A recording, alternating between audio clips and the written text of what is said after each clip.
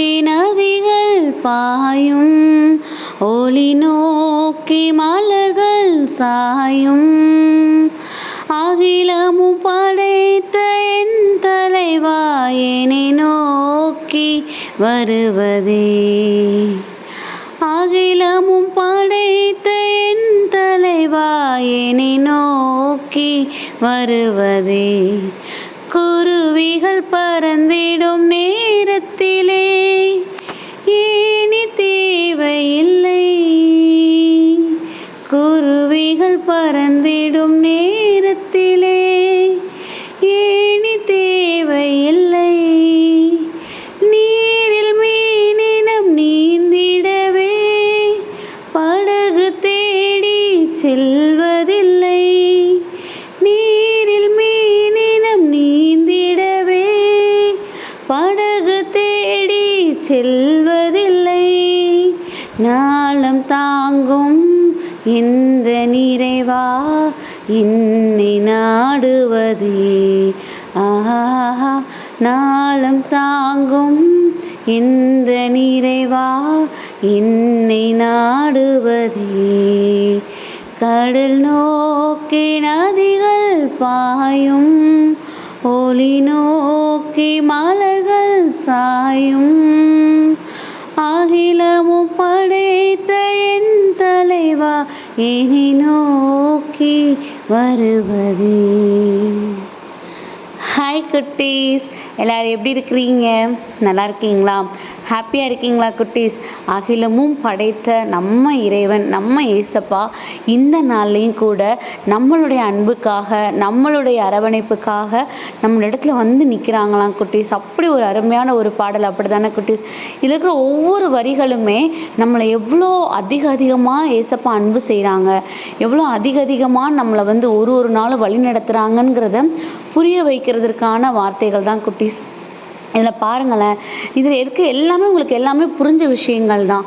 ஏன்னா கடல் நோக்கி நதிகள் பாயும். நதிகள்ங்கிறது வந்து ஒரு சின்ன விஷயங்கள், ஒரு சின்ன நதிகள் அப்படி தானே.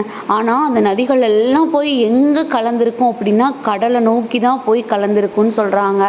அதே மாதிரி குருவிகள்லாம் நமக்கு தெரியும், பேர்ட்ஸ் எல்லாமே என்ன ஆகும், நல்லா பறக்கும். அப்படி பறக்கிற நேரத்தில் அதுக்கு ஏணி தேவையா? எதுக்கு ஏணி தேவை? அது எப்பயுமே அந்த உயர்ந்த இடத்துல தான் பறந்துட்டுருக்கும். அப்படி தானே குட்டீஸ்? அதே மாதிரி மீனுக்கு யாராவது நீந்த சொல்லி தரணுமா? மீன் நீந்திட்டு இருக்கும்போது அதை பாதுகாப்பாக கொண்டு போகிறதுக்கு எதுக்காவது படகு தேவையா? அதெல்லாம் இல்லை. அது இல்லாமலே கடலில் என்ன பண்ணும், நீர் அழகாக மீந்திட்டு போகும். அப்படி தானே குட்டீஸ்? அப்படி இருக்கிற பட்சத்தில் நம்மளை தேடி கடவுள் இந்த உலகத்தையே படைச்சாரு. கடவுளை அன்பு செய்கிறதுக்கு எத்தனையோ மக்கள் இருக்கிறாங்க. அவரை உண்மையாக அன்பு செய்கிற மக்கள் எத்தனையோ பேர் இருக்காங்க. அத்தனை பேர் இருந்தாலும் கூட அந்த உலகத்தையே படைத்த கடவுள், உலகத்தையே படைத்த இறைவன் நம்மளுடைய அன்புக்காக என்ன பண்ணி நிற்கிறாராம், ஏங்கி போய் நிற்கிறாராம் குட்டீஸ். இதெல்லாம் பார்த்தீங்களா? அப்போ நம்ம எவ்வளோ தூரம் நம்ம அவரை கஷ்டப்படுத்திட்டு இருக்கிறோம். எத்தனையோ பேர் அவரை அன்பு செய்துட்டு இருக்கும்போது மத்தியிலும் கூட என் பிள்ளை என்கிட்ட திரும்பி வர மாட்டேங்குதே, என் பிள்ளை என்கிட்ட அப்போல்லாம் அப்படி பேசுச்சே, எனக்காக அப்போல்லாம் அப்படி எனக்கு நடந்துக்குச்சே, இப்போ என்னன்னா என்கிட்ட பேசவே மாட்டேங்குது அப்படின்னு சொல்லி நம்மளை குறித்து கவலைப்பட்டுட்டு இருக்காங்களாம் குட்டீஸ். ஸோ அப்படிப்பட்ட ஏசப்பாவை நம்ம கஷ்டத்தில் விடலாமா? அப்படிப்பட்ட ஏசப்பாவை நம்ம அன்புக்கு ஏங்க விடலாமா குட்டீஸ்? கண்டிப்பாக நம்ம வாழ்நாளில் அப்படி ஒரு தப்பை மட்டும் பண்ணிடவே கூடாது குட்டீஸ்.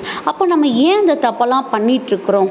ஏன் நம்ம தொடக்கத்தில் நம்ம சின்ன பிள்ளைங்களாம் இருக்கும்போது நமக்கு நம்ம அம்மா அப்பா சொல்லி வளர்த்துருப்பாங்க, நம்ம கடவுளுக்கு பயந்து பிள்ளையாக இருக்கணும், நம்மளை ஏசப்பா பார்த்துக்கிட்டு இருக்காங்க, நம்ம செய்கிற ஒன்றொன்னே ஏசப்பா பார்த்துருக்காங்கன்னு சொல்லும்போது நமக்கு பயம் வந்ததே. நம்ம அப்போ ரொம்ப நல்ல பிள்ளைகளா, சமத்து பிள்ளைங்களா இருந்தோமே. ஆனால் இப்போ ஏன் நம்மளால் அந்த பயத்தை நம்மளோட செயல்களில் காட்ட முடியல? ஸோ இந்த கொஷின் நமக்கு இருக்குதானே. அதுக்கு என்ன ரீசன் தெரியுமா? நீதிமொழிகள் 3:5-6 படியாக பாருங்கள்.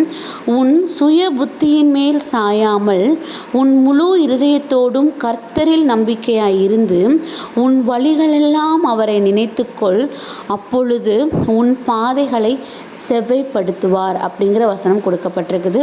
உன் சுய புத்தியின் மேல் சாயாமல் உன் முழு இருதயத்தோடும் கர்த்தரில் நம்பிக்கையாய் இருந்து உன் வழிகளிலெல்லாம் அவரை நினைத்துக்கொள், அப்பொழுது அவர் உன் பாதைகளை செவ்வைப்படுத்துவார்.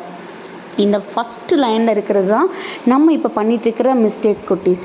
சின்ன பிள்ளையா இருக்கையில் நம்ம அம்மா அப்பா நமக்கு என்ன அட்வைஸ் பண்ணாலும் கூட நம்ம அதை ஏற்றுக்கிட்டு கடவுளுக்கு பயந்த பிள்ளைங்களாக வாழ்ந்தோம். அதனால தான் நமக்கு அந்நேரம் சந்தோஷத்தை தவிர்த்து வேறு எந்த போராட்டமும் அந்த நிலையில் நமக்கு இருந்தது கிடையாது.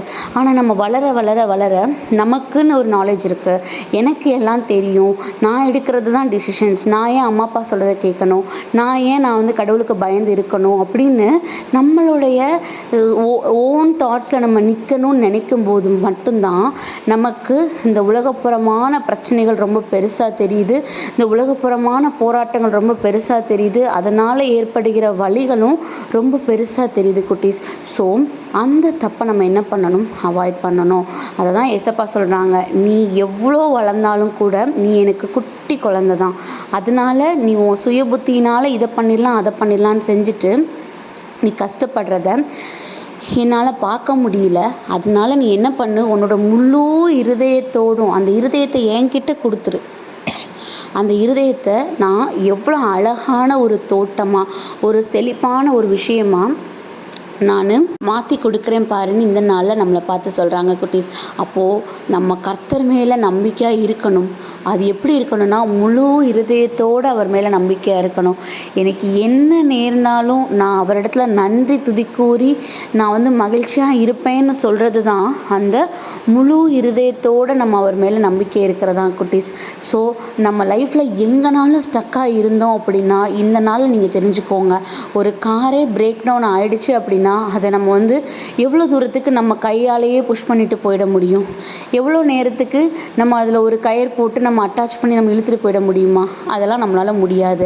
அப்போது அது ஸ்டக்காகி நின்றுச்சு அப்படின்னா அதுக்கு ஏற்றதொரு ஒரு ஒரு புஷ் நம்ம கொடுத்தா மட்டும்தான் அது என்ன பண்ணும், அந்த இடத்த விட்டு அதை போய் அதை சரிப்படுத்த முடியும். அப்படி தானே குட்டீஸ், நம்ம லைஃப்லையும் நம்ம ஸ்டக் ஆகிட்டோம் அப்படின்னு நினைக்கும் போது நம்மளோட சுய புத்தியில் நிற்காமல் இல்லை இந்த உலகப்புறமாக அட்வைஸஸ் கேட்டுட்டு அதுலேருந்து மீண்டு வர முடியாமல் இருக்கிறோமா, இந்த நாளில் நம்மளை பார்த்தா ஏசப்பா சொல்கிறாங்க, ஒன்றை அந்த இடத்துலேருந்து புஷ் பண்ணி வெளியில் கொண்டுட்டு வர்றதுக்கு கண்டிப்பாக என்னால் முடியும், நான் உனக்காக அதை பண்ணி கொடுப்பேன், ஆனால் நீ அதுக்கு எனக்கு என்ன பண்ணு, உன்னோட இருதயத்தை முழு இருதயத்தை எனக்கு கொடுன்னு நம்மளை பார்த்து சொல்கிறாங்க.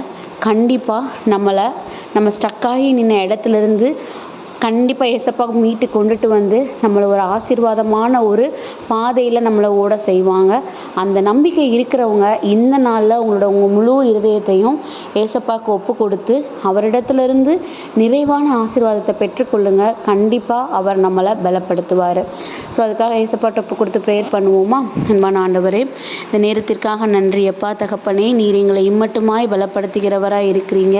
எங்களை எந்த ஒரு குறையும் இல்லாமல் உம்முடைய ஆசீர்வாதத்தினாலையும் உம்முடைய கிருபையினாலையும் நீங்கள் பாதுகாத்து வழிநடத்திட்டுருக்கீங்க டாடி. இந்த நாளையும் கூட எங்களோட இருதயத்தை உமது கரங்களை ஒப்பு கொடுக்குறோம். உமது திட்டத்தின் படியாக எங்களை வழி நடத்துங்க. ஆமென்.